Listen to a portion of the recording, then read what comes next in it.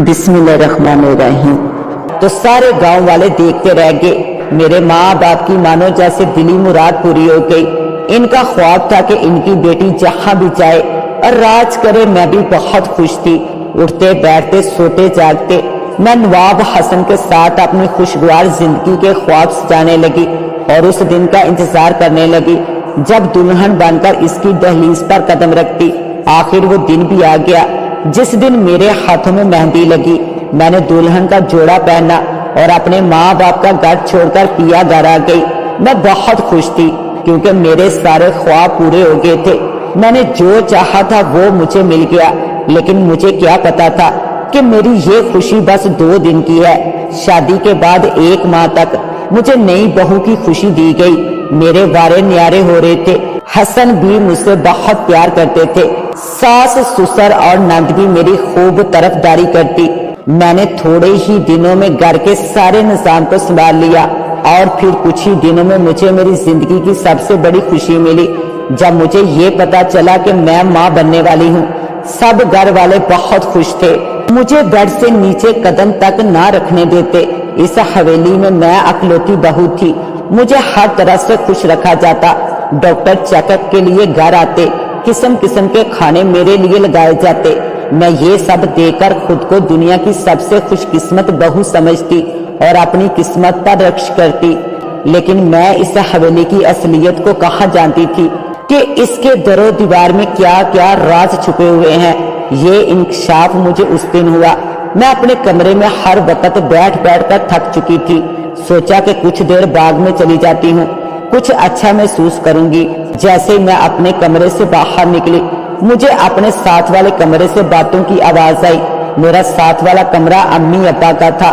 میں نے ان کے کمرے سے حسن کی آواز سنی جو امی کے ساتھ بات کر رہے تھے۔ میں نے ان کی باتیں سننے کی کوشش کی تو جو میں نے سنا وہ سن کے میرے پاؤں تلے سے زمین نکل گئی۔ حسن کی امی کہہ رہی تھی کہ حسن اگر رانی کے گھر بھی بیٹی ہوئی تو حسن نے کہا اس کا بھی وہی حشر ہوگا جو پہلی بہوؤں کے ساتھ ہوا۔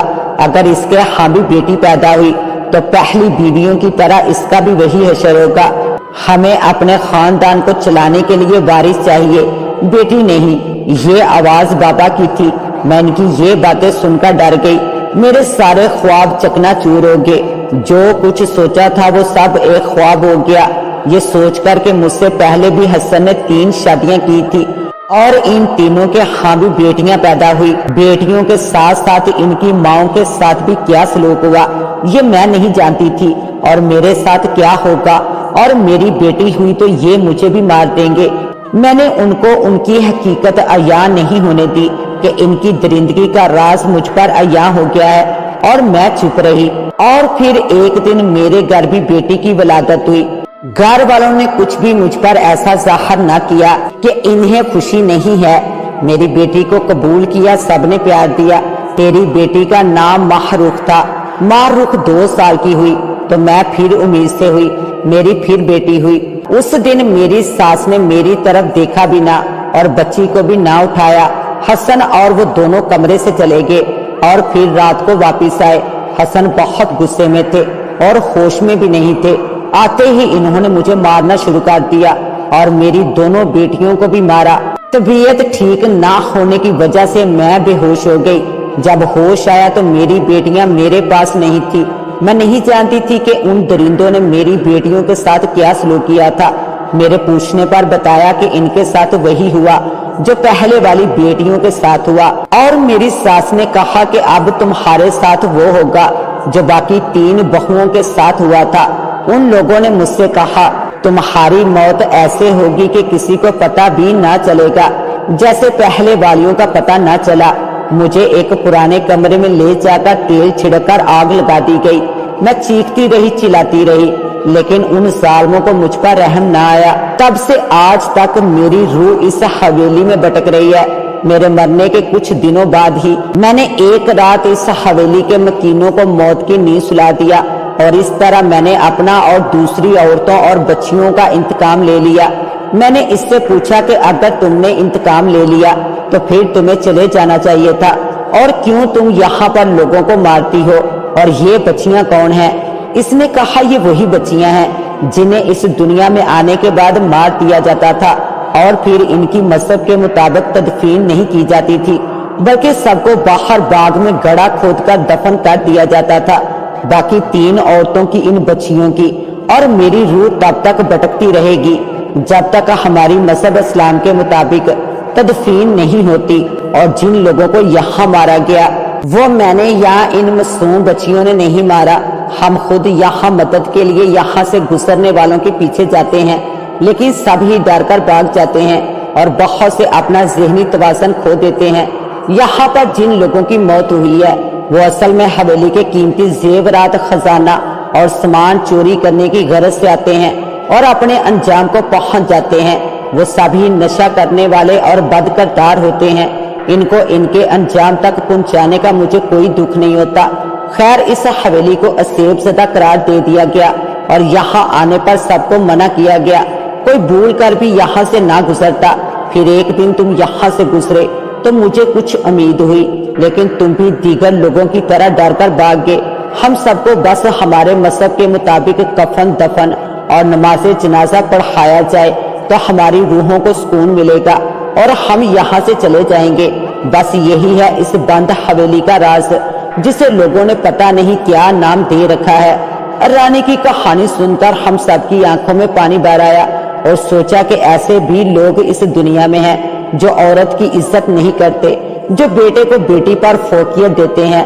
ये क्यों नहीं समझते कि औरत किसी भी रूप में क्यों ना हो, बहन, बेटी, माँ और बहू हर रूप में इज्जत की हकदार है। अल्लाह ताला ने बेटी को रहमत बनाया है और ये जिस घर में होती है इस घर में अल्लाह ताला की रहमत होती है। हमारे प्यारे नबी हजरत मोहम्मद सल्लल्लाहु अलैहि वसल्लम भी 4 बेटियों के बाप थे। इस्लाम ने सबसे ज्यादा इज्जत और दर्जात औरत के बुलंद किए हैं। जो लोग औरत की इज्जत नहीं करते वो इंसान कहलाने के हकदार नहीं है। मैंने रानी से वादा किया कि इस्लाम के मुताबिक कफन दफन और नमाज जनाजा पढ़ाया जाएगा। तुम घबराओ नहीं, जो कुछ भी होगा तुम्हारी ख्वाहिश के मुताबिक होगा। जब हम हवेली से बाहर निकले तो अजान फजर हो रही थी। नमाज अदा करके घर आए तो अम्मी अब्बा हमें घर में ना पाकर बहुत परेशान हो रहे थे और हमको देखकर पूछा कि हम रात भर कहाँ थे। खैर, मैंने इनको रानी और हवेली की बाकी सब लोगों का सारा वाकया सुनाया। अम्मी रोने लगी और कहने लगी, रानी और बाकी सारी बच्चियों की तदफीन हम करेंगे। दिन निकलते ही सारे गांव वालों को इकट्ठा करके जब हवेली का वाकया और वहां पर अपनी गुजरी हुई रात की कहानी सुनाई तो सब गांव वालों की आंखें भर आई। इतने बड़े जुल्म के बारे में सुनकर सारे तड़प उठे और फिर सारे गांव वालों ने मिलकर बाग की मिट्टी को खोदना शुरू किया तो बेशुमार हड्डियों के ढांचे मिले। और रानी को जिस कमरे में जलाया गया था वहां से रानी की जली हुई हड्डियां मिली, जिसे देखकर मेरी आंखें भर आई। दूसरे दिन बच्चियों और रानी की तदफीन हुई, नमाज जनाजा अदा किया गया और इनकी रूह की तस्कीन के लिए फातिहा ख्वानी और कुरान ख्वानी की गई। इनको दफनाते हुए तमाम गांव वालों की आंखें अश्कबार थी। रानी की रूह ने मेरा और मेरे दोस्तों का शुक्रिया अदा किया और आसमान की तरफ परवाज कर गई। रानी की रूह को सुकून मिल गया था। अभी वो हवेली वैसी की वैसी है, लेकिन अब वहां से रोने की आवाजें नहीं आती। अब वहां से लोगों का गुजर होता है, लेकिन अब ऐसा कुछ भी नहीं होता, क्योंकि रानी की रूह जो बेचैन थी, इसने अपना इंतकाम लेकर और बरसों से वो भटक रही थी। अब इसकी रूह को सुकून मिल गया था। मैं जब भी कभी अकेला होता हूँ और इस वाक़े का ख्याल आता है तो मेरे रोंगटे खड़े हो जाते हैं कि ऐसे भी लोग इस दुनिया में मौजूद हैं जो औरत की इज्जत नहीं करते और बेटे को बेटी पर तरजीह देते हैं। खुदारा कोई इनको समझाए कि बेटी अल्लाह की रहमत है और कभी भी अल्लाह की रहमत से मायूस नहीं होना चाहिए। वो औरत ही है जो कि बीवी, बहन और माँ है। तो मुअज़्ज़ज़ नाज़रीन, कैसी लगी आपको आज की कहानी? अपनी राय से जरूर नवाजिएगा। इसके साथ ही अपनी होस्ट दुआ वाइस को दें इजाजत।